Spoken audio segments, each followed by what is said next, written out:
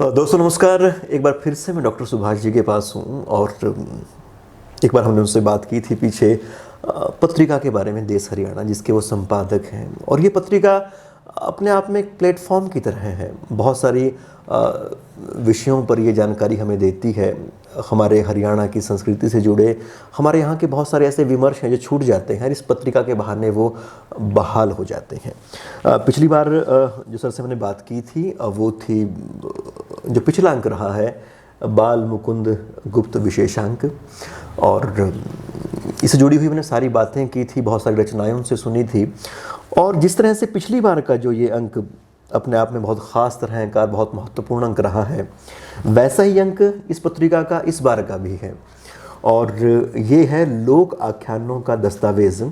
और इसमें captain R.C. Temple, इनके द्वारा जो संकलित हमारे जो हरियाणा के जो लोक कथाएँ हैं, जो सांग हैं, उनके संकलनों को सर ने इस पत्रिका में, इस अंक में अब की बार संजोया है।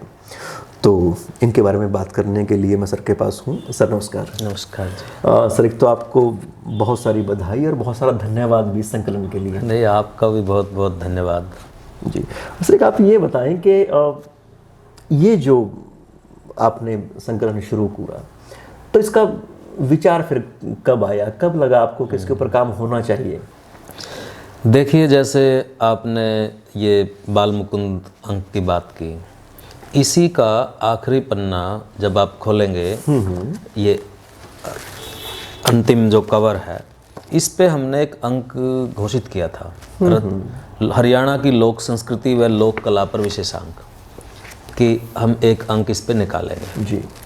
और जब इसका विचार बनाने लगे, योजना बनाने लगे इस अंक के लिए, तो लोक संस्कृति और लोक कला तो एक महासमुद्र है। इसमें लोक गाथाएं हैं, लोक कथाएं हैं, लोक गीत हैं, रागनी हैं, बहुत सारी विधाएं हैं और एक स्वांग है। तो जो स्वांग तो एक तरह से ऐसे है कि जैसे ये हरियाणा का राष्ट्रीय नाट्य है। हरियाणा का यदि हम माने, जातीय वो है हरियाणा का। तो फिर ये लगा कि सबसे पहले हम सांग पे ही शुरू करते हैं, क्योंकि जो स्वांग है वैसे भी नाटक को सारी विधाओं की, सारी विद्याओं की विधा माना जाता है, जिसमें संगीत भी होता है, अभिनय भी होता है, बातचीत भी होती है, सबका संगीत भी होता है। तो वहाँ से बात शुरू हुई। और जब ये लगा कि यदि स्वांग पे हमने एक अंक निकालना है तो फिर कहाँ से शुरू करें, उसमें ये बात आई कि R.C. टेम्पल होते थे एक, जिन्होंने स्वांग पे काम किया था। और फिर R.C. टेम्पल को जब ढूंढने निकले तो ये उसका नतीजा है। थोड़ा मैं ये बता दूं आपको कि R.C. टेम्पल एक अंग्रेज़ अधिकारी थे, अम्बाला में पोस्टेड थे कैप्टन, और बाद में ये और ज़्यादा बड़े अधिकारी बने। इनकी अपनी रुचि थी, कुछ अंग्रेज़ी शासन की ज़रूरियात थी, जिसके कारण ये यहाँ के लोगों की जो लोक साहित्य है, जो उनकी सोच विचार है, जो उनके किस्से कथाएं कहानियाँ हैं, उन सबको इकट्ठा करते थे। अच्छा, जब ये टेम्पल साहब यहाँ रहे होंगे, उस वक्त तो हरियाणा पंजाब सब एक रहा होगा।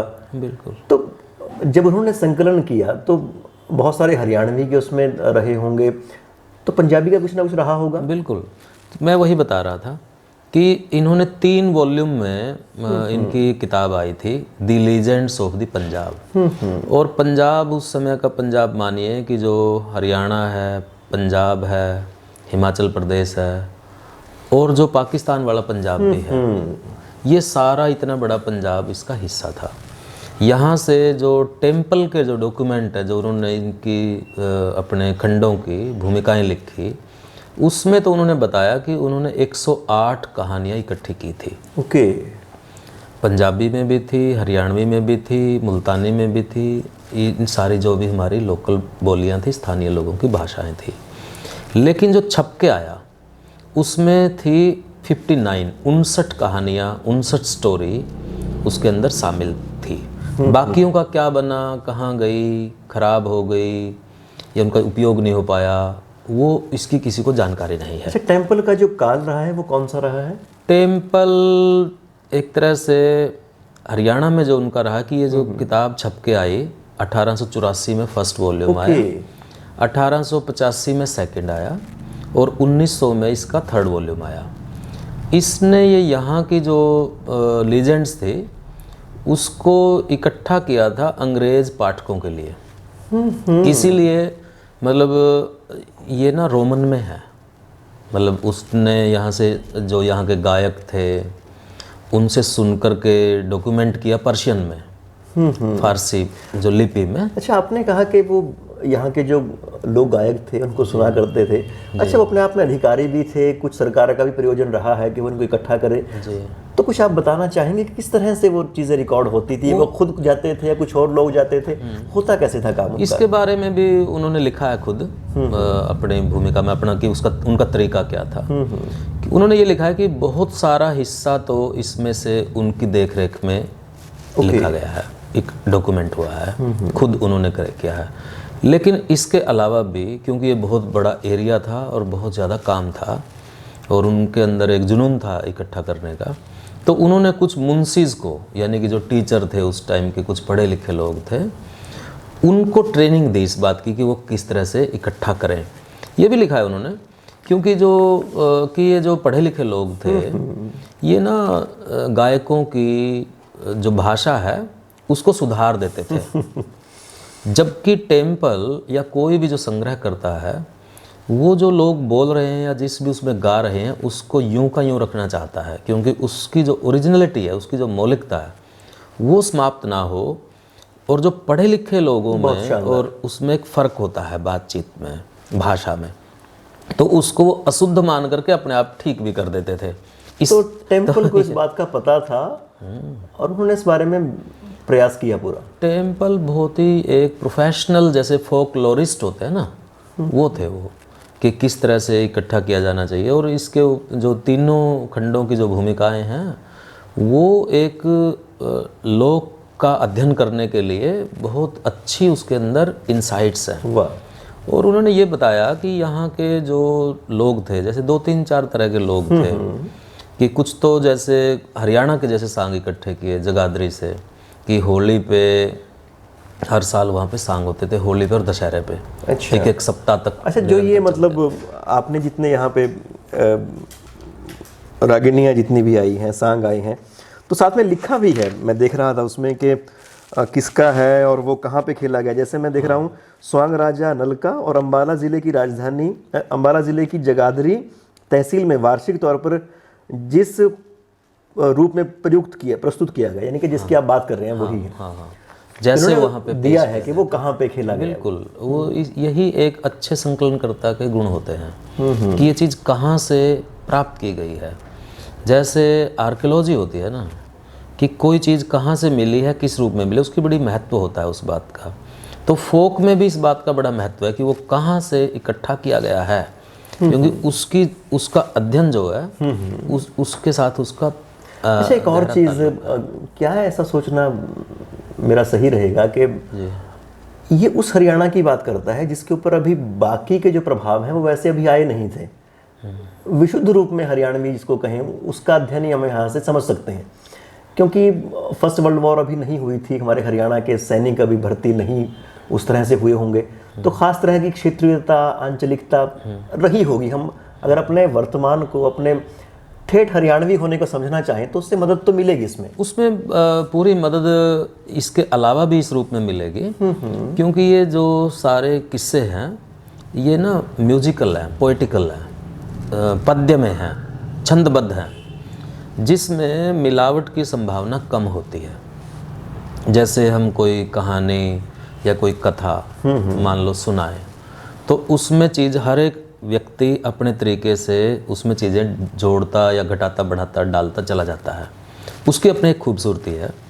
लेकिन जो छंदबद्धता है और म्यूजिकल है वो याद करना पड़ता है गाने वाले को। उसमें कोई शब्द वो बदल सकता है, कोई एक आधा पद भी बदल सकता है, लेकिन वो बहुत ज़्यादा लिबर्टी उसमें रहती नहीं। उसमें मतलब वो फिर भी उसमें काफ़ी बड़ा हिस्सा। अच्छा, पर इसमें जहाँ इन्होंने मतलब जगह का नाम दिया है और किस्सा आया है और जो रचनाकार है उसका भी मैं देख रहा हूँ कई जगह परिचय है, इन्होंने क्या कहीं ये भी जिक्र किया कि किस मतलब किस खास तरह के आप कहते हैं राग में गाया जाएगा या कौन सी शैली गायन की होगी, ऐसा तो जिक्र नहीं होगा? नहीं, वैसा नहीं है, लेकिन जो गायकों ने जिसने गाया है उनकी एक खास तौर पे इसमें जो इस अंक में जितने किस्से हैं वो 5 किस्से अभी दिए हैं हमने। ओके।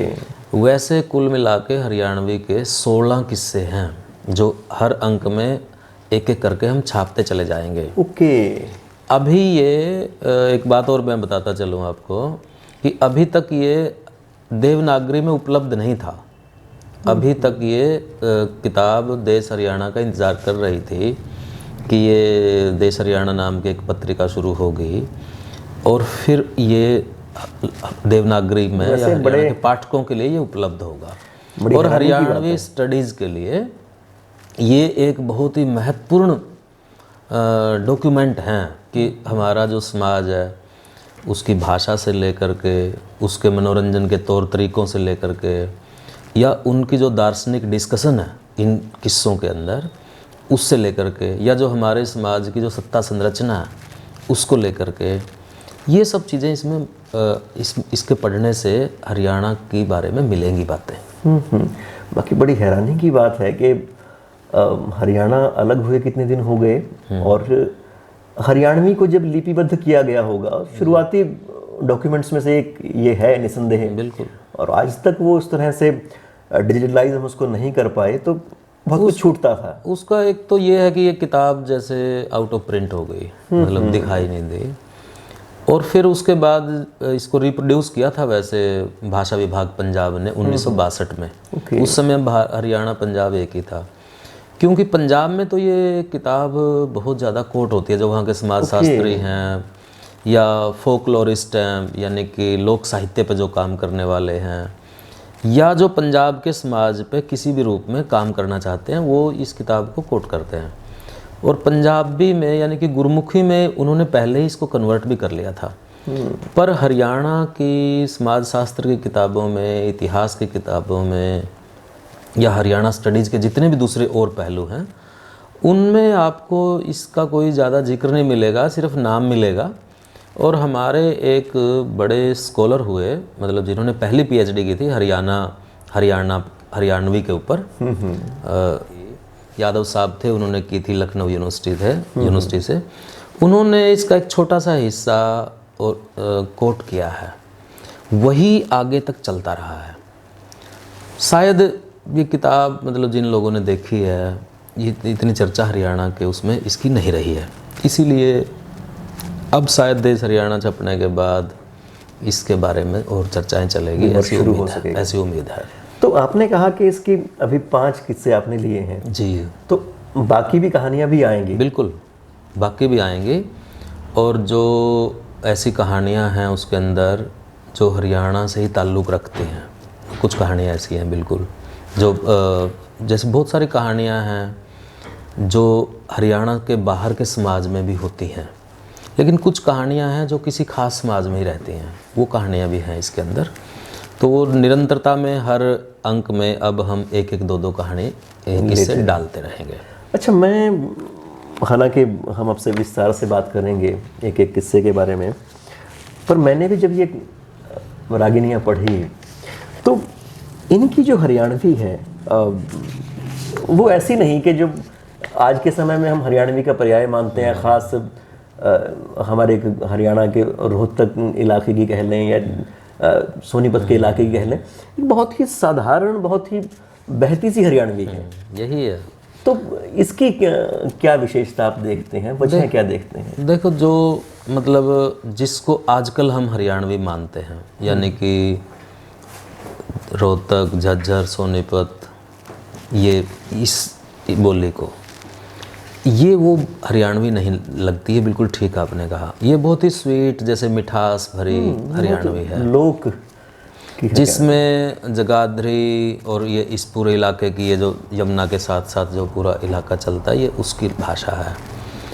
और यदि आप देखोगे, ये वही टाइम है जब ये किस्से रिकॉर्ड किए गए थे, जब हिंदी भाषा भी अपना स्वरूप ग्रहण कर रही थी। और उनके तो जनक माने जाते हैं भारतेंदु हरिश्चंद्र बनारसी, बनारस के रहने वाले। और यदि उनकी हम भाषा को देखेंगे या उस समय की हिंदी को देखेंगे और इन किस्सों की भाषा को देखेंगे तो आपको ये महसूस होएगा कि ये जो भाषा है ये उस समय इसी से ही वो विकसित हुई है, ऐसे कह लीजिए आप। क्योंकि ये जो इसमें जो मिठास है इस भाषा के अंदर, जिसमें पंजाबी का, उर्दू का, फारसी का और ये इसके अंदर वो है, इसके अंदर उस तरह की, जिसे हरियाणवी के बारे में बोला जाता है, भाषा तो कोई ऐसी होती नहीं पर माना जाता है कि ये बहुत अक्खड़ है या उतनी मिठास भरी नहीं है, लेकिन ये बिल्कुल अलग है, ये बिल्कुल ठीक कह रहे हैं आप। अब हम आपसे जानना चाहेंगे कि इस अंक में जो आपने किस्से संकलित किए हैं वो कौन कौन से हैं? इसमें 5 किस्से हैं जी। एक तो है स्वांग गुग्गर राजपूत बागड़ देश का। और आपको पता ही है कि इस इलाके के अंदर हरियाणा, राजस्थान, उत्तर प्रदेश का कुछ हिस्सा और हिमाचल प्रदेश का कुछ हिस्सा, पंजाब का भी हिस्सा, ये गुगा पीर से बहुत ज़्यादा जुड़ा हुआ इलाका है। गुगा पीर को लेकर के भादवा का जो महीना होता है, भादो, उसमें छड़ी भी निकलती है। और वो मेरे ख्याल से हरियाणा का कोई गांव नहीं होगा जिसमें गुगा की माड़ी नहीं होगी, छोटा हो चाहे बड़ा गांव हो। तो इतनी मान्यता गुगा पीर की रही है। बड़े और लोक देवता की तरह से जब लाइट नहीं थी, बिजली नहीं थी 30-40 साल पहले, 50-60 साल पहले, और लोग दिया जलाते थे मिट्टी के तेल का, तो उससे पहले ना जोत लगाते थे, एक छोटा दिया घी का या सरसों के तेल का घर के अलग से लगाते थे, जोत लगाते। बड़े बुजुर्ग बताएंगे ये जोत किसकी है, तो गुगा पीर की जोत लगाते थे। ये जो यानी कि इतनी उसके अंदर गुगा हमारे हरियाणा के समाज की एक पहचान की तरह से, जैसे हमारा कोई रक्षक हो, इस तरह से गुगा की मान्यता है हरियाणा में। घर घर किस्सा गाया जाता है। किसानी के जितने भी इलाके हैं जहाँ जहाँ किसानी है, वहाँ वहाँ गुगा है। गुगा के साथ जुड़े हुए जितने सिंबल भी हैं, प्रतीक हैं, जैसे सांप है और चीज़ें हैं, तो वो सब इस चीज़ के साथ जुड़े हुए हैं। जैसे किसी भी जो गायक होता है सांग का, वो सबसे पहले तो एक वंदना करता है, प्रार्थना करता है शारदा की, क्योंकि ये हमारा जो इलाका है ये हिमाचल के साथ ही लगता है। ये तो उस टाइम तो सारा एक ही था, और ये सब ना देवियों का इलाका है। फिर आप जैसे जितने भी देवियां हैं सो वो सब पहाड़ी इलाके में ही हैं सारे के सारे, और जगाधरी भी मतलब इससे ज़्यादा दूर नहीं है। तो इन सब में मतलब उनकी आराधना की गई है इस उसके अंदर। लेकिन मैं वो नहीं पढ़ रहा हूँ, पर जैसे किससे शुरू करते हैं ना, वो बागड़ देश सुहावना, जेवर राजा नाम, रहे धर्म में नित, सदा नहीं पाप से काम। नहीं पाप से काम, रहे व्याकुल दिन रात, नहीं चित्त को चैन, रैन निद्रा नहीं आती। राजा जेवर कहता है, हे प्रभु जी, ना आज्ञा संतान, जतन कुछ बण नहीं आवे। सबसे बड़ी फिक्र क्या है कि मेरा वंश कैसे चलेगा, मेरा पितृ ऋण कैसे उतरेगा। यहाँ से कोई भी स्वांग या किस्सा, नाटक, उसमें टेंशन होती है, कुछ भी तनाव होता है, ये एक टेंशन है। बेशक वो राजा है, लेकिन उसकी समस्या जो है बिल्कुल एक साधारण बाप की समस्या है, किसी भी एक इंसान की बाप की समस्या है। ना आज्ञा संतान, कि कोई बच्चा तो है नहीं है, जतन कुछ बन नहीं आवे, और कुछ बस नहीं चल रहा, क्योंकि कैसे कर सकता है बच्चा। ये कर्मों की रेख लिखी, अब कौन हटावे। ना आगे कोई पुत्र राज का थामण हारा, सोचत हूँ दिन रैन, कौन कीनी करतारा। प्रभु ये क्या गत कीनी, हुआ दुख मुझको भारी, कर्म रेख बलवान, नहीं टरती है टारी। रानी बादशाह कहती है, दोनों पति पत्नी संवाद कर रहे हैं। दोष कौन को दीजिए अपना निर्बल भाग, बिना पुत्र राव जी लगी बदन में आग। लगी बदन में आग, सुनो ये बात हमारी, मैं किसको दूं दोष, ये मैं ही कर्मों की मारी। हे प्रभु जी कभी नहीं दीना दान, मन हर का नहीं लीना, यूं ही उम्र दी खोए भजन में मन नहीं कीना, पिछले कीनी पाप वही अब आगे आए, जिस विध लिख दिए अंक सोई मैंने भर पाए। बातचीत कर रहे हैं कि भी अपने आप में किसको कसूर निकाल लें, किसका कसूर निकाल लें। वैसे एक और चीज़ लग रही है, और सबको जो हमारे दोस्त हैं सुनने वाले उनको भी लग रही होगी कि जैसे घरों में जो संवाद चलते हैं उन्हीं को एक कविता की शक्ल में सामने रख दिया है। ये लोक है, लोक किस्सा है, ये लोगों में गाया जाता है। ये खास बात है, ये हमेशा ध्यान रखना चाहिए चाहे कि इसके राजा, इसके सेनापति, इसकी रानी अंततः एक सामान्य औरतें या सामान्य लोग होते हैं। वो कहने के लिए वो राजा होते हैं। राजा रजेवर क्या कहते हैं फिर इसमें, हे रानी इस जगत में हर बिन कौन सहाय, कौन सहायता कर सकता है, बिन करणी संसार में कौन पार हो जाए, कौन पार हो जाए जगत में ओछे भाग लिखावें, बिना पुत्र नहीं गति जगत में शकल वेद सब गावें। जो सारे वेद हैं यानी कि सारा ज्ञान है, परंपरा है, सब ये गा रहा है, पुत्र के बिना गति नहीं है। इसीलिए तो लोग संतान पैदा करते हैं, ये एक जिम्मेवारी है। इस दुनिया के बीच आन के बिरथा जन्म गमावें, ये संसार सोपन की माया, ये संसार सोपन की माया, स्वपन की माया है, नित सोचे पछतावें। अब जैसे ना गूगा क्योंकि शरारती था, छोटा बच्चा था, और वो गुलेल लेकर के गुलेल ही सबसे बड़ा लोक में हथियार होता है। गुलेल लेकर के वो जा रहा था और वहाँ पे एक ब्राह्मणी लिखा इसमें, मतलब कोई भी औरत हो सकती है। तो वो कैरेक्टर आता है, उसके अंदर क्या होता है, गुगा वो पानी मांगता है। देख रही इसके अंदर क्या चीज़ आती है।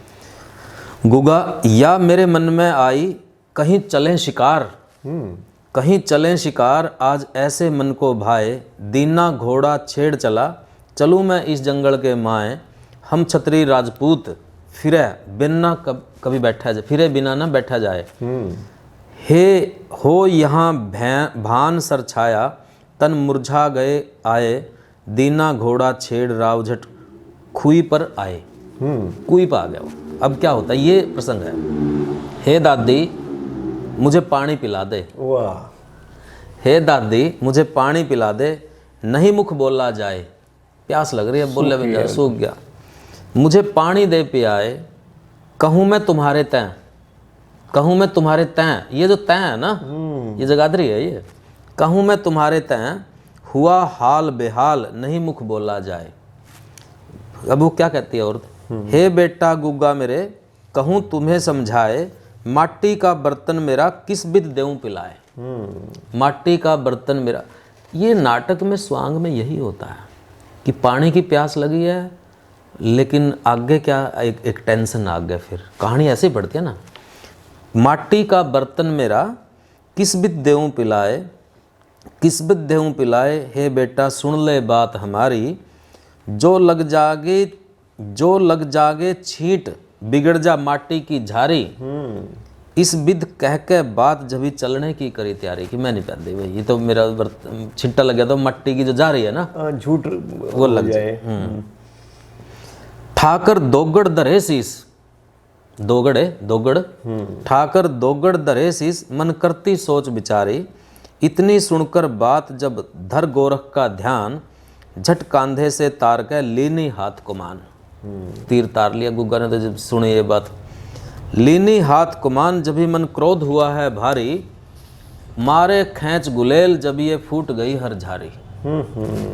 भीज गए सब बसन, सारे कपड़े भीज गए सब बसन, जब ही मन रोण करी है भारी, जितने थे वहाँ खड़े कुएं पे, सोच करें अति भारी। लोग भी खड़े थे कुएं पे, मतलब पूरा कम्युनिटी बन के गई। हाँ, क्या कहती है फिर वो, जैसी तय करी वैसे करी ना कोई, ये औरत कहती है, ना खाई ना बिलसाई, यूं कहती रो रोए। वो ये कहने लगी, मेरे बर्तन फोड़ दिए ना रागनी। फिर ये कहते, कहूँ मुख से यही बाणी, ना हो जग में तेरी जीवाणी। श्राप दे दिया, कहूँ मुख से यही बाणी, ना हो जग में तेरी जीवाणी, मरो गुग्गा तेरा याना। नहीं टुक हो कभी शाना। याना शब्द है, वाह। लगो धोखा तुझे धन का, हाल देखो मेरे तन का। फोड़ दो घड़े दिए हमारे, फोड़ दो घड़े दिए मारे, तार घरट लिए सारे। अब ये रानी बाछल कहती है, ये माँ आ गई है, हाथ जोड़ विनती करूं मत ना हो दिलगीर। वाह। जो भीज गए हैं सूतरू, ये जैसे सूत के तेरे कपड़े भीज गए ना, जो भीज गए हैं सूतरू, ले जा रेशम चीर। वाह। ले जा रेशम चीर, फूट गई गागिर तेरी, वह माटी की गई जाओ कठोर ले कलश झारी। कि जो तांबे की ले जा, मतलब वो ले तू अपने। बोले बचन कठोर नहीं लर्जी है काया, बोले बचन कठोर नहीं लर्जी है काया। यो बालक नादान इन्हीं बरजो भा कोई भी बरस दे इनको, तो बच्चे हैं ना, इनको कुछ ज्ञान करे मन आवे सोई। मैं इसमें ना एक तो ये हैं जो बहुत ही परंपरागत किस्से हैं। अच्छा। जैसे गुग्गा पीर का है, या गोपीचंद का है, या राजा नल का है, या ढोला मारवण का है। अच्छा, इसमें जो आपने नाम लिए उनके अलावा भी कोई और किस्से हैं? हाँ, दो किस्से जैसे हैं जो ट्रेडिशन से आते हैं, महाभारत की कहानियों से जुड़े हुए हैं। जैसे नल और राजा गोपीचंद। जो किस्सा है गुग्गा का, वो हमारे ग्रंथों से या पुरानी संस्कृति कहानियों से नहीं है, उसकी रूट जो है वहाँ नहीं जाती। और एक इसके अंदर मतलब बिल्कुल नया किस्सा है। वो क्या है, ये छोटा है, मतलब लीजेंड्स ऐसे ही बने। सरवण और फ्रीजन का किस्सा चला। अब ये अपने आप में मतलब बहुत इंटरेस्टिंग बात है। इसके टेम्पल ने 3 वर्जन इकट्ठे किए। एक इकट्ठा किया यहाँ से निगधू से, उसमें तो एक स्टोरी सिर्फ बताई, जैसे गद्य में था वो। एक किस्सा उसने इकट्ठा किया गुड़गांव से, सेम। और एक उसका वर्सन उसके पास भेजा उस समय पे, मतलब नवाब लोहारू के भतीजे ने।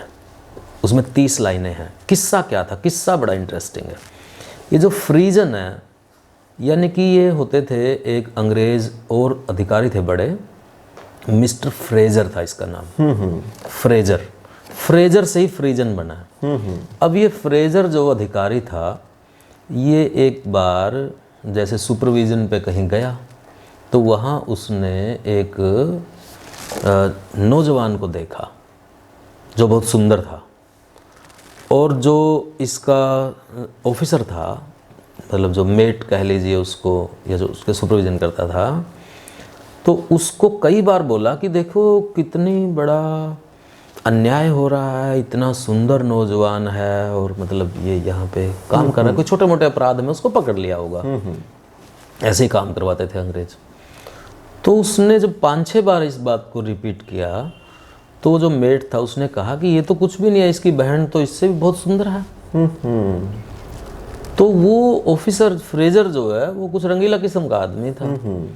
तो उसने एक डील की उसके साथ कि यदि जो उस नौजवान के साथ, उसका नाम था अमीचंद, कि यदि तू अपनी सिस्टर को, अपनी बहन को फ्रेजर को दे दे, फ्रेजर को के हवाले कर दे, तो तेरे को छोड़ देंगे। और वो मान गया। वो अपने घर गया, घर देखा उसकी बहन नहीं थी, वो ससुराल में थी, तो वो ससुराल गया और उसको झूठ बोल के कि माँ बीमार है और जल्दी चलना है और अभी ये वो मतलब करके तो अपने साथ ले आया उसको। और फिर घर भी नहीं लेके गया, घर तो लेके नहीं जाने था कि जो है वहाँ पे भी झूठ बोल के ले गया कि भाई वहाँ से कुछ पानी लेके जाना है जिससे माँ ठीक हो जाएगी, ये आखिरी दर्शन हो जाएंगे, फलाना हो जाएगा, टिकाना हो जाएगा। तो लेकिन वो उसके हवाले कर दी। फिर जब उसको पता चला उसके हस्बैंड को कि कैसे क्या हुआ है, तो उसने इस फ्रेजर का मर्डर कर दिया। ओके। एक तो ये चीज़ है। लेकिन जो मिस्टर टेम्पल हैं वो ये कहते हैं कि जो फ्रेजर का मर्डर तो हुआ था, लेकिन वो इस कारण नहीं हुआ था। मर्डर तो फ्रेजर का किया था नवाब लोहारू ने। जो नवाब लोहारू हैं हमारे हरियाणा में, या लोहारू, तो नवाब लोहारू थे, उन 1835 में मर्डर हुआ था इसका, फ्रेजर का। क्योंकि वो जो एक उनका डिस्प्यूट था वसीयत का, 3 भाइयों में बांटनी थी, वसीयत लिख दी थी, तो ये जो नवाब लोहारू थे वो देना नहीं चाहते थे। तो उस मुकदमे में, क्योंकि वो दिल्ली गवर्नमेंट के एजेंट थे, यानी कि अंग्रेज़ सरकार के, तो फ्रेजर उसकी ड्यूटी लगाई, उसने नवाब लोहारू को बुलाया तो गया नहीं, और बाद में फिर उसने अपनी तरफ से, यानी कि जिसको बोलते हैं ना एक तरफा एक्सपार्टी डिसीजन भाइयों में बांट दिया उसको। तो इससे वो खफा था। जो किसी मुकदमे की भी ये कोर्ट करता है, लाहौर का मुकदमा फिर चला इसके ऊपर, लोहारू पे, इसको फांसी दी गई थी उसमें, नवाब लोहारू को। तो वो ये कहता है टेम्पल, लेकिन जो किस्सा है, लीजेंड तो ऐसे ही बनते हैं। तो इस कहानी को लेकर के, इस घटना को लेकर के हम मतलब इतिहास में नहीं जा रहे। तो ये बड़ी अपने आप में एक इंटरेस्टिंग स्टोरी है, जो उस टाइम की, जो इसके 2 वर्जन हैं। तो मैं कौन सा सुनाऊँ आपको? दोनों ही पढ़ देते हैं, थोड़ा थोड़ा। दिल्ली से जो प्राप्त हुआ था, यानी कि गुड़गांव से, धोला कुआं। अच्छा, इसमें इनमें से एक वर्जन तो वो है जिसमें एक बहुत ही खूबसूरत वर्णन है, वो कैसे वो खेत में चलती हैं, या वही है दोनों, मतलब दो बहुत कमाल का है वो। हाँ, मतलब ये धुर कलकत्ते से चला फरीदन, 5 पीर मनाए, लांडा घोड़ा बूढ़ा फरीदन, सरवण ढूंढन जाए। ये जो सरवण जो लड़की थी, सरवण ढूंढन जाए, 5 मुकाम दिल्ली में बोले, छठा घुंगाणा गांव। वाह। ये घुंगाणा गांव सोनीपत में पड़ता है, घुंगाणा मतलब गुहाना सोनीपत में। 5 मुकाम दिल्ली में बोले, छठा घुंगाणा गांव, धोले कुएं पे तंबू तण गए, मेखें दे गड़वाए। धोला कुआं पे डेरा लाए ना, मेखें दे गड़वाए, तंबू तण गए। गली गली चुपरासी डोले, सरबण लाजदी नाही, बछड़े चुगावदा अमीचंद पकड़ा, मुश्किन दे बंधवाए। बछड़े चुगावदा अमीचंद पकड़ा, मुश्किन दे बंधवाए, मुश्किन मेरी छोड़ दे फरीदन, सरबण द्यों बतलाए। भाई ने कहा मैं बता दूं, छोड़ दे। बड़े बगड़ से सरवण निकसी, छोटे बगड़ नू जाए, सरवण बाजरे माँ। बाजरा काटती सरवण पकड़ी, दांती ढूंगी माँ, सिर पर पीड़ा बगल में चरखा, पूणी लटकती जाए। हाथ में बेला, बेले में कंगी, दौड़ी ना इनके जाए, उल्टी सुल्टी मिंडियाँ गुंती, ठाडा लेवण जाए। औरी बहनों मिलो सुहेली, फिर मिला नहीं जाए। औरी बहनों मिलो सुहेली, फिर मिला नहीं जाए। ठाडा लेना आ गया ना, तकड़ा आदमी, अपहरण जैसे होता है ना, वो वाली चीज़ है ये। उंगली पकड़ के पहुँचा पकड़ा, होदे ली बिठलाए, हाथी के होदे बैठी सरवण टप टप रोंदी जाए। शहर गुंगाणा जमजम बसियो, अमीचंद बसियो नाई। वाह।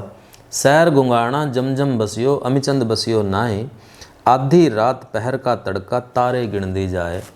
5 पीर का मलिद्दा सूखा, फौजों में बांटा जाए। ये जो फ्रीजन था, मतलब उसने खुशी मनाई ना इसकी, मलिद्दा सूखा फौजों में बांटा जाए। लहंगे का पहना छोड़ दे मेरी सरवण, साया लीना, साया सीना लगाए, जो ये डालती थी ना, और लौंग चोगा, गाउन, सीना, हाँ, साया। सूप का पहना छोड़ मेरी सरवण, टोपी से नेहा लगाए। अंगी का पहना छोड़ दे मेरी सरवण, पेटी कोट से नेहा लगाए। पीढ़ी का बैठना छोड़ मेरी सरवण, कुर्सी से नेहा लगाए। टोपी का पहना छोड़ जाए, रुई के पगिया बंधन ले। पतलून का पहना छोड़ जाए, रुई के धोती का बंधन ले। कोट का पहना छोड़ जाए, रुई के मिर्जाए का पहना ले। बूट का पहना छोड़ जाए, रुई के जुत्ती से नेहा लगाए। गिटपिट बोली छोड़ दे फरीदन, सीधी बोली ले। ये इतना ही है ये। लेकिन जो दूसरा जो किस्सा है, वो जो नवाब थे लोहारू के, उनके भतीजे थे अलाउद्दीन अहमद खान, उसका भतीजा शमसुद्दीन खान, उसने भेजा था। इसमें 30 लाइनें हैं फारसी लिपि में। उन्होंने लिखा है कि बहुत सुंदर लिपि में ये लिखा हुआ था, टेम्पल ने जो लिखा है। धुर कलकत्ते से चला फरीजन, 5 पीर मनाए। 5 मुकाम दिल्ली के बोले, छठा घुंगाणा गाय। अल्लाह जाने री 5 पीर मनाए। धोली कुएं पे तम्मू गड़ाए, मेखें दी गड़वाए, हुक्का कीता मीनचंद पकड़ा, ओके बेड़ी दी ठुकवाए, ओके अल्लाह जाने री पांचों पीर मनाए। एक चीज तेरी कहे अमीचंद, दूजी कहू नहीं कहू की नाए, मेरी हो तो दे दूं फरीजन, दूसरी की देना जाए, वाह अल्लाह जाने पांचों पीर मनाए। श्रवण का जो भेद बता दे, हाथी दूं इनाम। श्रवण का जो भेद बता दे, हाथी दूं इनाम, घर के भेदी भेद बताया, श्रवण बाजरा माए, अल्लाह जाने री पांचों पीर मनाए। धोड़ा घोड़ा भूरा फरीजन, बाजरा कूंदता जाए, बाजरा काटती श्रवण पकड़ी, द्रांति ढूंगी माए, हाथ पकड़कर घोड़े बिठला ले, टिस टिस आंसू जाए, पांच पीड़ बाजरा काटा, छठा न काटा जाए। बाप को तेरे चौधरी कर दूं, भाई थानेदार, चाची ताई सब आ मिलने, मीनचंद मिलना ना है। मीनचंद मतलब अमीचंद, अमीचंद मिलना ना है। मिलना हो तो मिल ले मीनचंद, फिर मिलने की नाए, हाथ में बिलवा बिलवे में कांगी, नाई के घर जाए, उल्टी सुल्टी मेंढी गुंधे, नाई की गुंदन फिर नाए। दोबारा तो गूंद नहीं सकती, जारी है ना ये तो। हाथ पकड़कर होदे बिठा ली, हिरणी की जो डाक कर आए, हिरणी की जो डाक कर आए, आधी रात पहर का तड़का, तारे गिनते जाए, पिड्डी बैठना छोड़ दे सरवण, कुर्सी बैठना सीख, लहंगा पहनना छोड़ दे सरवण, साया पहनना सीख, आगे सुनार की पीछे मुनियार की, बीच में सरवण जाए, पांच मोहर का टिक्का गड़ा दूं, माथा दमकता जाए, 80 मोहर की नाथ गड़ा दूं, तोता फड़कता जाए, 80 गज का लहंगा सिला दूं, पड़ू फड़कता जाए, पांच भाई के पाग उतारे, फिर बांधन के नाए, पांच भाई के पाग उतारे, फिर बांधन के नाए, बड़े भाई ने देने कहे थे, छोटा देता नाए, पांच गांव कर लिए बस में, मींचद बस में नाए, छोटी बगड़ से सरवण निकसी, बड़े बगड़ को जाए, गली गली चुपरासी फिर गए, घर घर थानेदार। वो उसकी तलाश कर रहे हैं सरवण की। गली गली चुपरासी फिर गए, घर घर थानेदार, अल्लाह जाने री पांचों पीर मनाए, दूर कलकत्ते से चला फरीजन, पांचों पीर मनाए। ये एक किस्सा मतलब इसके जुल्म को लेकर के बना होगा लोक में, और टेम्पल ने इसकी काफ़ी सफाई दी है, क्योंकि ये अंग्रेज अधिकारियों के ऊपर एक बहुत बड़ा इल्ज़ाम की तरह से ही है। और उसने टेम्पल ने, क्योंकि टेम्पल जो है एक इलाहाबाद का मुकदमा भी कहा कि एक घटना पहले भी हुई थी इस तरह की, और ये किस्से कहते इसलिए चलते होंगे, उसने बताया कि कैसे बना होगा ये, कि जैसे ये फ्रेजर था तो इसके कोर्ट में या इसके घर में आसपास ऐसे लोग जो जैसे गाने वाले और होते हैं ना, वो उनको इनाम इनूम दे करके या अपने तारीफ में कुछ करवाता होगा, तो ये किस्से उन्हीं के बनाए हुए हैं। उसने कहा कि ऐसी कोई घटना नहीं हुई थी कि फ्रेजर का मर्डर इस तरह से नहीं हुआ था, उसने डिफेंड किया इसको। लेकिन क्योंकि लोक में जब किस्सा बना है, ऐसे हिंदी के विद्यार्थी तो ऐसे पढ़ते हैं कि आदिकाल में एक प्रेम कथा होती थी, ढोला मारू रात दुहा, ढोला और मारू, मारू मतलब मारवण, कि उनकी जो है प्रेम का किस्सा, ढोला मारू रात दुहा। तो ये राजस्थान में तो ढोला जो है अपने आप के अंदर ही एक ब्रांड है पूरा। यदि आप राजस्थान घूमने जाओगे ना, तो आपको कपड़े पे एक ऊंट पे एक आदमी बैठा है और उसके आगे वाह, एक तो घरों में लगा भी होता है बहुत बार, वो ढोला मारवण ही है। मतलब वो ऊंट के ऊपर एक जोड़ा बैठा है, बहुत ही रंग बिरंगे कपड़ों में, मतलब जैसे वेडिंग वो होती है ना, और ऊंट भी सजा हुआ है, तो वो ढोला मारवण ही होते हैं, मतलब वो उसी का सिंबल है वो।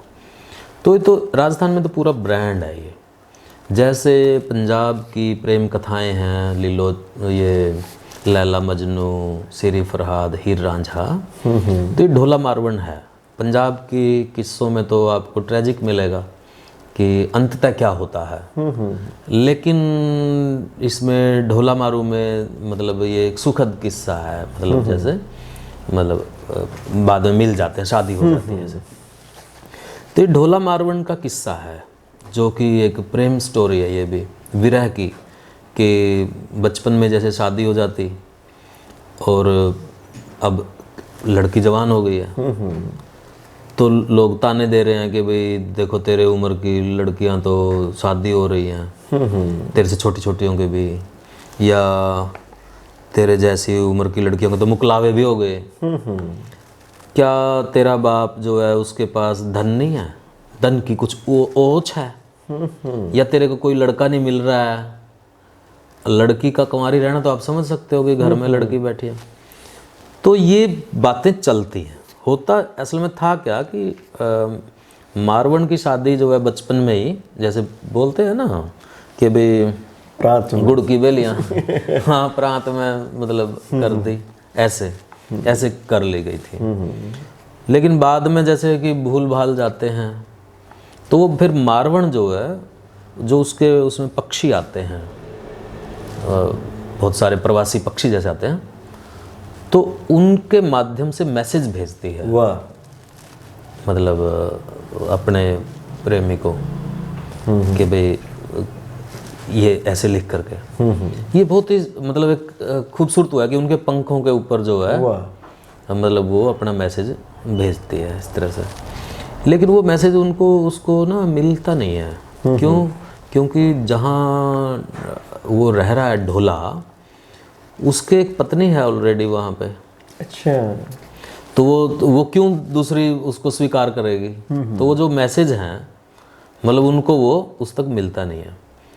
तो इस तरह से मतलब इस पे पूरा स्ट्रगल है इस चीज़ का कि पहले तो मैसेज पहुंचाने में भी, जो भी बंदा जा रहा है, कोई ब्राह्मण जा रहा है या मिरासी जा रहा है मैसेज लेकर के मारवण की तरफ से, तो उसको मिलता नहीं है मैसेज, संदेश नहीं मिलता। क्योंकि बीच में जैसे किस्सों में आता था कि वो गया, उसने उसको बता दिया कि रानी के हवाले कर दिया, भी इसकी अच्छी सेवा सुवा करो, रोटी रोटी खिलाओ, इसको नवाओ धुआओ, फिर करेंगे बात। तो उसने चद्दर बिछा दी, ऊपर खाट बिछा दी, खाट में सिर्फ चद्दर थी और नीचे कुएं थी। तो वो बैठे उसमें और कुएं में गिर गया, ऊपर से बंद करवा दिया। मतलब जैसे मतलब लोक है ना, बातें चलती हैं, लोक है ना ये। तो इस तरह से मतलब वो उसके पास मैसेज नहीं पहुंच पाता। लेकिन जो मिरासी होता है एक, वो ठीक मैसेज उस तक पहुंचा देता है। ओके। मतलब ये भी अपने आप में एक इंटरेस्टिंग बात है। मतलब पूरे किस्से में पढ़ोगे तो मज़ा आएगा। तो वो फिर आता है मतलब ढोला मारवण को लेने के लिए, और वो जो फिर उसकी ऊँट की यात्रा है कि वो जो ऊँट है, अब ऊँटों की भी वैरायटी है, मतलब जैसे घोड़ों की वैरायटी है कि कौन सा ऊँट जो है कितनी जल्दी कहाँ पहुँचाएगा। अच्छा। मतलब चमत्कारिक ऊँट है। तो वो जो ऊँट हैं, क्योंकि वो दहेज में मिले हुए हैं उसको, उस पिछली रानी को, तो वो ऊँट तो उसका कहना मानते हैं, नकार रहे हैं उसको कि भाई वो लंगड़ा कर दिया ऊँट, मेरे पे नहीं जाया जाएगा, जैसे जैसे बातें। तो ये सब किस्से हैं मतलब ऐसे ही। तो कि छोटी छोटी हर्डल आ रही है ना, जो मैं कह रहा हूँ कि भी किस्सों में सबसे महत्वपूर्ण बात होती है एक तनाव, एक टेंशन, दो लोगों के बीच में, स्थितियों के बीच में। आगे बढ़ रहे हो तो अभी आप जाने के लिए तैयार हो, लेकिन ऊँट की टांग टूटी पड़ी है, अब आप क्या करोगे? अब आपके सामने एक समस्या आ गई, अब आप इससे दूर करोगे तो आगे एक समस्या फिर आ जाएगी। राज मिलना था, उसको जितना लंबा खींचेंगे एक प्रॉब्लम आ गई, प्रॉब्लम आ गई तो उसको अब जंगल से बाहर भेजो, बाहर भेज दिया जी। ये तो लेखक की अपनी युक्ति है ना, ये तो अपनी ट्रिक है राइटर की। इसी से उसका नायकत्व स्थापित होता है कि वो जितने भी बाधाएं हैं उन सबको पार करता है, और उसकी जो कमिटमेंट है अपने मकसद तक जाने की, वो वहाँ तक पूरी होती है आखिर में। उसी के अंदर ही। अच्छा, इसमें से कुछ सुनाएं प्लीज। बड़ी फजर का पैरा नूर का ठाकुर मेरा मेरा, वाह। बड़ी फजर पैरा नूर का ठाकुर ठाकुर मेरा, अर्ज सुनो मेरा बिनती मेरी माता प्यारी, मेरी सुन दिल की बात जी, इन कुंजा ने पाया कराट जी। तो जो उसके मारवण के आस जो बगीचा है, घर है, वहाँ कुंज ये पक्षी है, वो कराट मचा रही है, मतलब शोर कर रही है। फिर क्या कहता है? बोली तारवण क्या कहे मेरी बहन मारवण, ये कुंजा है दुसोर की मेरी मारवण, ये जाने नरवरगढ़ को रोज, जहाँ वो रहता है ढोला। ये जाने नरवरगढ़ को रोज जी, इन ताला से शोभा गणी, मेरी सुनती क्यों नहीं बात। क्योंकि वो ये कह देते हैं कि इन तालाबों को बंद करवा दो, क्योंकि यहाँ पे ये पक्षी आते हैं और ये शोर मचाते हैं, मेरी नींद में बाधा डालते हैं। तो उसकी जो बहन है छोटी तारवण, वो कहती है तालाबों से तो हमारी शोभा है, और ये पक्षी जो है ये बड़े काम के हैं, क्योंकि हर रोज नरवरगढ़ जाते हैं। तो आप देखो ना, मतलब इसी के बीच में मैसेज है, बात चल रही है। लिख के चिट्ठी भेज दो जी कुंजा के पंख पर, जाके देंगे ढोल को दे।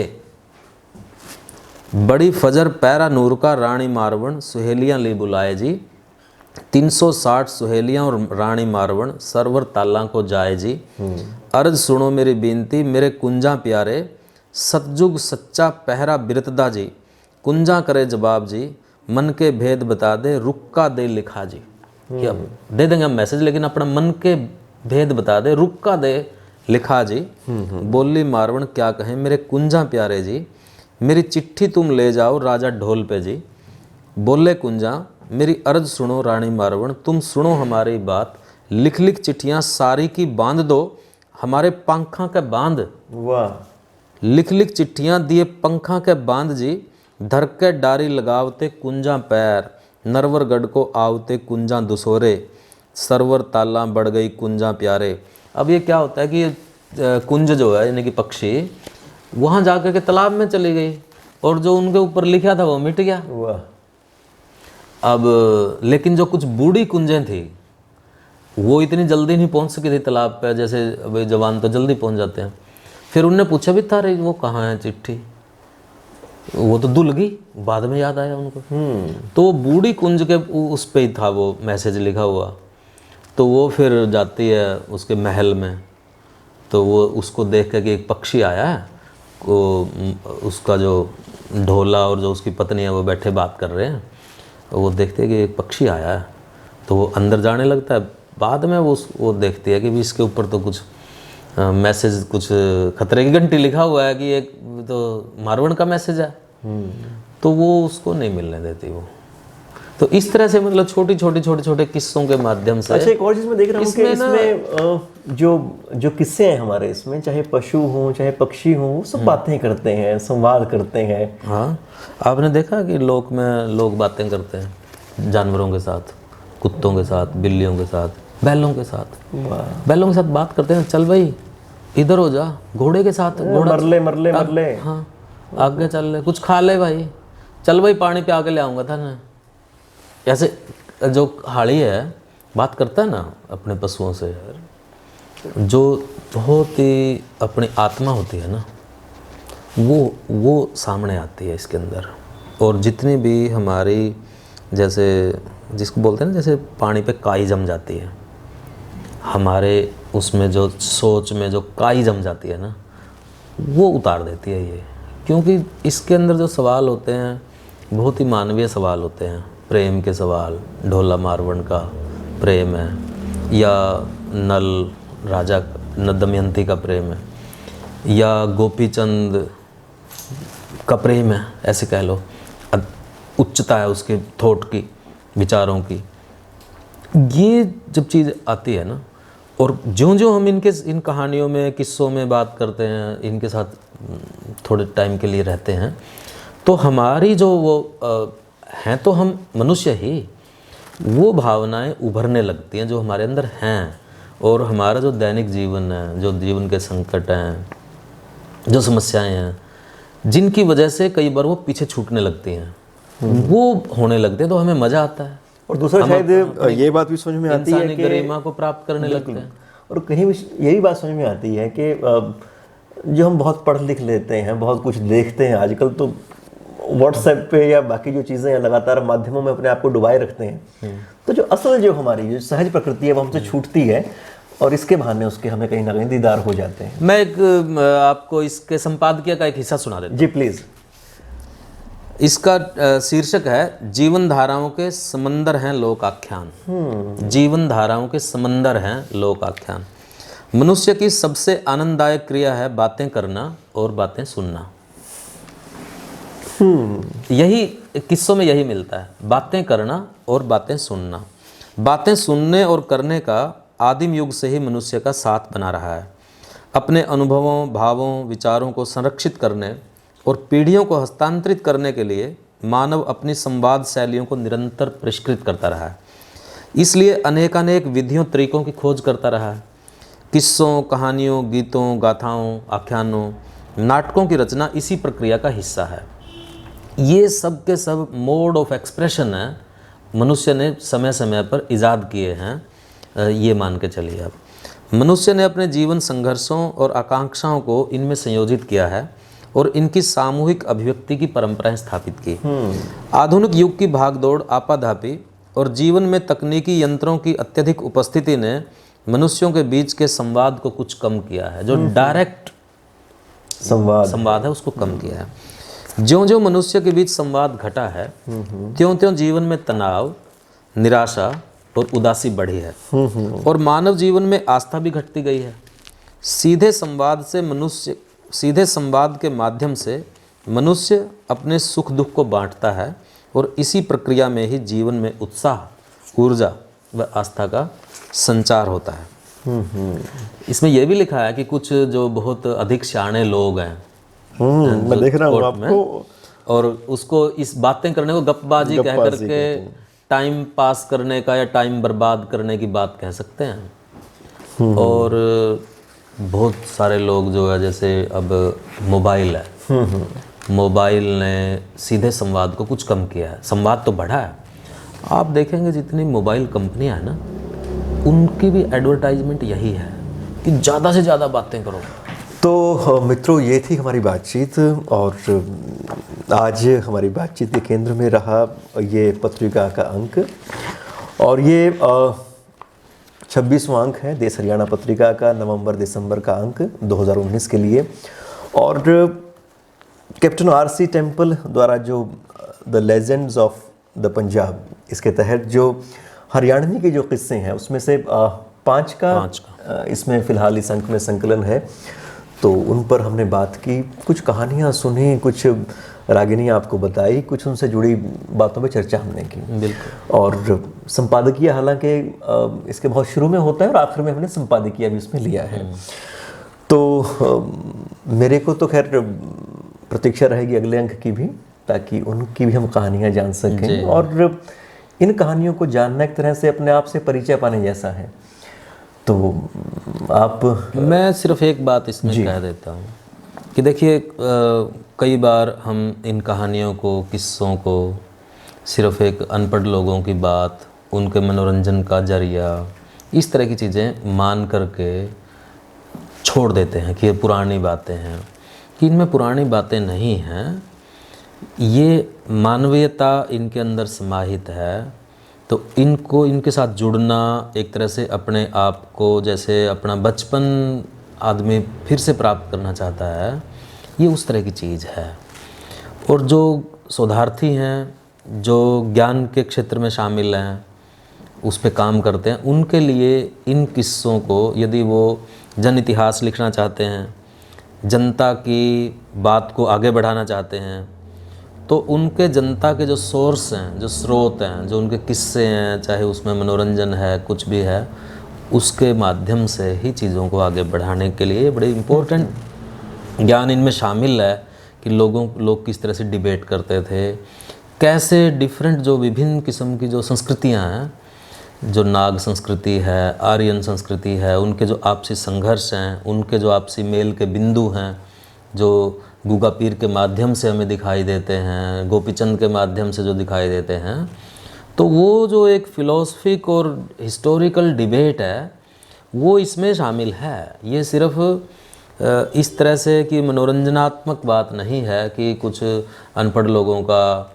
जिनको और कुछ नहीं आता, ना ही सिर्फ ये है कि मतलब ये किन्हीं मतलब वो खांचों में कैद, और ये लोक है ना, लोक है तो जीवंत है। बिल्कुल, लोक है तो उसकी कोई ना दायरे हैं ना उसकी सीमाएं हैं। मुझे तो एक और, आप जब ये बात बता रहे थे तो मुझे ये लग रहा था कि जिस तरह से हमारे आसपास आजकल हाइब्रिड बीजों का चलन है, तो हाइब्रिड का अगर हम देखें तो 2 मूल मतलब प्रकृति होती हैं, दो मूल बीजों को लिया जाता है और तीसरा बीज उनसे पैदा किया जाता है। और पर बाद में जाकर ये भी देखते हैं कि वो जो मूल जो किस्म थी वो बची या नहीं बची। तो हमारे यहाँ आसपास जो मूल किस्में हैं बहुत कम बची हैं, है ही नहीं, चाहे वो गेहूँ हो चाहे कुछ और फसलें हों। तो इसी तरह से हम आजकल इतना हाइब्रिड जीवन जी रहे हैं, इतना हाइब्रिड साहित्य पढ़ रहे हैं। अगर हमें वास्तव में मूल जो किस्म है साहित्य की उसको पाना है, तब भी इस साहित्य की तरफ, इन आख्यानों की तरफ, इस शिल्प की तरफ लौटकर देखना तो पड़ेगा। बिल्कुल, यदि आपने अपनी आत्मा को गोते लगवाने हैं तो ये किस्से जो है उसमें मदद करते हैं। चलिए सर।